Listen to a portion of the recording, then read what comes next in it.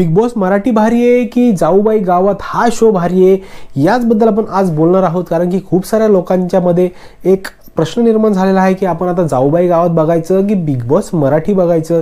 तर याच सगळ्या प्रश्नांचं उत्तर मी तुम्हाला आज देणार आहे की कुठला शो काय आहे, चांगला कुठला आहे, वाईट कुठला आहे, या सगळ्या गोष्टी सांगायचा मी प्रयत्न तुम्हाला करणार आहे. त्यानंतर तुम्हाला गोष्ट एक क्लिअर होईल की ह्या दोन शोमध्ये बेस्ट शो कुठला आहे आणि कुठला नाही. तर सगळ्यात पहिले आपण एक गोष्ट बोलायला गेलो तर दोन्ही शो आहे त्यांचा कन्सेप्ट सेम आहे की एक रियालिटी शो आहे. आणि दुसरी गोष्ट अशी की बिग बॉस मराठी जर बघायला गेलं ना तर हा एक 4 भिंतींच्या मध्ये म्हणजे एका घरामध्ये एक 15-16 जण टाकून आणि त्यांच्यासोबत टास्क वगैरे घेऊन भांडण तंटा करून असं करून या पद्धतीचा एक शो आहे. आणि त्या दृष्टिकोनातून बघायला गेलं तर जाऊबाई गावात हा जो शो आहे ना हा ॲक्च्युली गावामध्ये जाऊन 4 चौघात म्हणजे गावामधली जी लोक आहेत अख्ख्या गावाला प्रॉपरली दाखवणं, त्या गावातली लोक कशी आहेत काय आहेत. तर हा एक कन्सेप्ट आहे, त्याच्यामध्ये खूप फरक पडतो की हे बिग बॉस जे आहे ते पूर्णपणे घराच्या आतमध्ये असतं आणि जाऊबाई गावात जे शो आता चालू झालेला पहिल्या सीझनचा तर तो सगळा अत्यंत असा बाहेरचा पूर्ण गावात ओपन ॲटमॉस्फिअरमध्ये आहे. दुसरी गोष्ट अशी की बिग बॉस मराठीचं जर बघायला गेलं ना तर प्रेक्षक वर्ग हा छोट्यापासून म्हणजे 18, 16, 17 वर्षांपासून ते 60 वर्षापर्यंतचा एक कॅटेगरी आहे जी बिग बॉस बघत असते.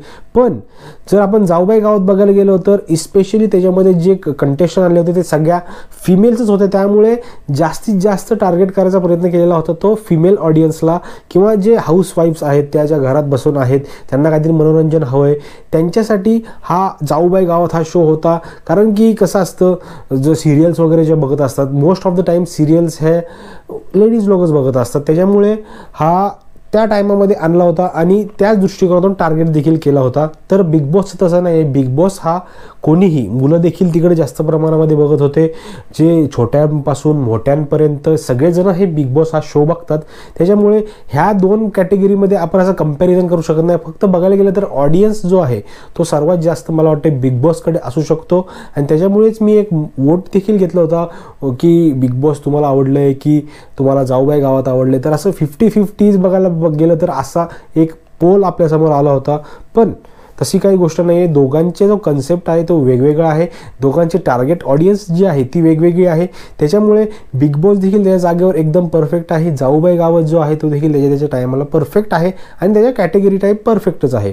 आणि एक राहिली गोष्ट अशी की बिग बॉसमध्ये तुम्ही मोबाईल्स वगैरे काही घेऊन जाऊ शकत नाही आणि तुम्हाला सगळं काही आहे ते तिकडं तेच 15 लोक बघावे लागतात आणि तिथल्याच लोकांमध्ये तुम्हाला बडबड करा, तंटा करा, काय करायचं ते करा, ते तेवढ्याच लोकांमध्ये तुम्हाला करावं लागतं. पण जाऊबाई गावात या शोमध्ये असं झालेलं आहे की तुम्ही गावातल्या लोकांसोबत बोलू शकता, तुम्ही कंटिन्युअसली तुम्हाला 24 तास आणि 2-3 महिने काय आहे ते गावामध्येच राहायचं आहे, त्या तिथल्या लोकांशी इंटरॅक्ट करता येतं.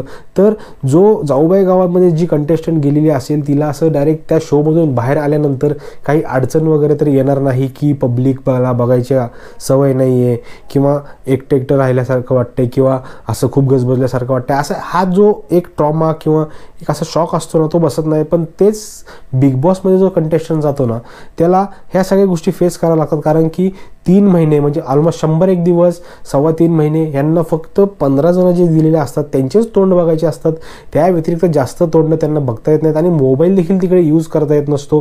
त्यामुळे जो कंटेस्टंट आहे तो 100 दिवस बिग बॉसच्या घरामध्ये राहून जर आला तर त्याला पूर्णपणे तो असा वेगळाच वागायला लागतो, असं काही अनुभव हे मी ऐकलेले आहेत.